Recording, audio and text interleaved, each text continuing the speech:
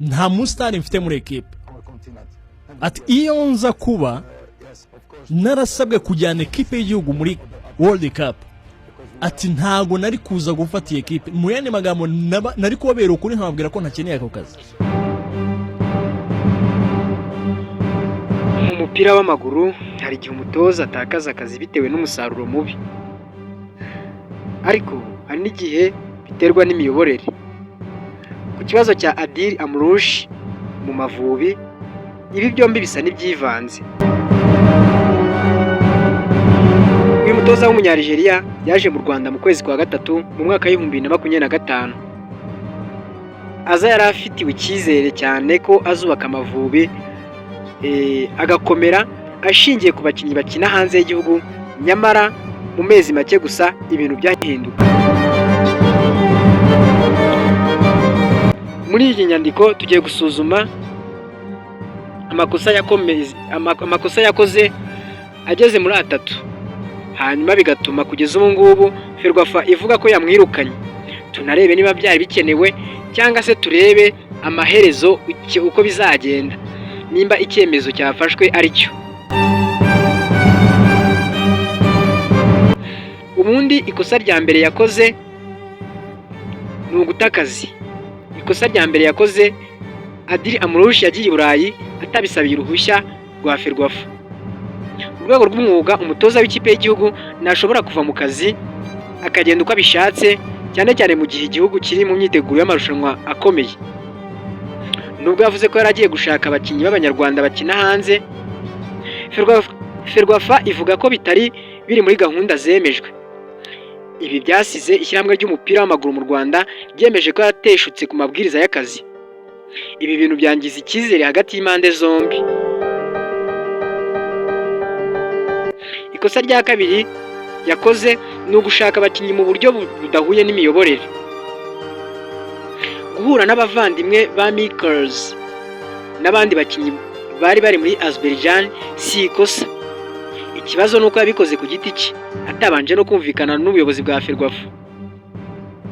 Ibi bitanga isura yo kuba Amavubi atari umushinga wa Ferwafa, ahubwo ari umushinga w'umutoza ku giti cye. Byose bibaho. Mu mupira w'amaguru w'umwuga ibi ni bibi cyane kuko bituma hatabaho politiki imwe yo kubaka ikipe ihamye. Ikindi kintu uyu mutoza yaba yazize ni umusaruro mubi ku kibuga. Nubwo hari ibibazo by'ubuyobozi, ibibera mu kibuga n'ibyo bafata ibyemezo cya nyuma, ubundi uyu mutoza yakoze amakosa mu kibuga ku buryo bugaragara. Urugero, mu mikino 8 ishize yatsinze umukino umwe gusa, anganya umukino umwe gusa, atsindwa 6 kandi ibitego 2 byonyine nibyo yatsinze. Iyi ni imibare mibi cyane ku mutoza w'ikipe y'igihugu. Amavubi agaragara nk'ikipe idafite igitekerezo, identity, idafite uburyo bugaragara bwo gutsinda.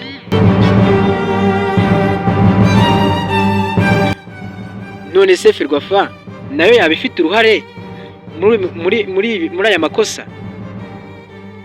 Ubundi abasesenguzi berekana ko Ferwafa nayo atari shyashya kuri iki cyemezo, kubera ko niba umutoza yagiye gushaka abakinnyi nuko hari icyuho mu gukurikirana Abanyarwanda bakinira hanze, na systeme ihamye yo kubahuza n'Amavubi.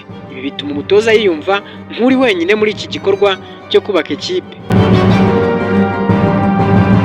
Icyemezo cyo kumwirukana cyafashwe se ni igisubizo cyihuse cyangwa se kizakiza Amavubi?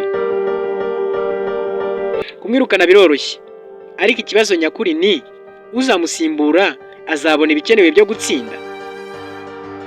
Niba ibibazo by'imiyoborere, gukurikirana abakinnyi n'imyiteguro bidakemutse, n'undi mutoza wese uzaza nazabishobora azakomeza atsindwa.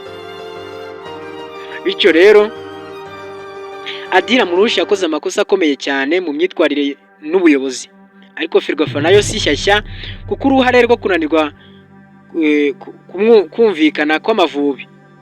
Amavubi ntakeneye gusa umutoza mushya, ahubwo akeneye politiki ihamye, ubuyobozi bufite icyerekezo n'ishoramari mu bakinnyi. Bitabaye ibyo izina ry'umutoza rizahinduka, ariko ibisubizo bizaguma kuba bibi. Ese wowe wumvaga byagakwiye kugenda bite? Uyu mutoza yirukanwe mu gihe cyangwa se yarakeneye guhabwa umwanya? Amakosa yazize se niyo?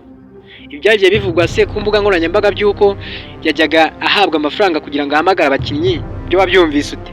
Duhurire muri comment.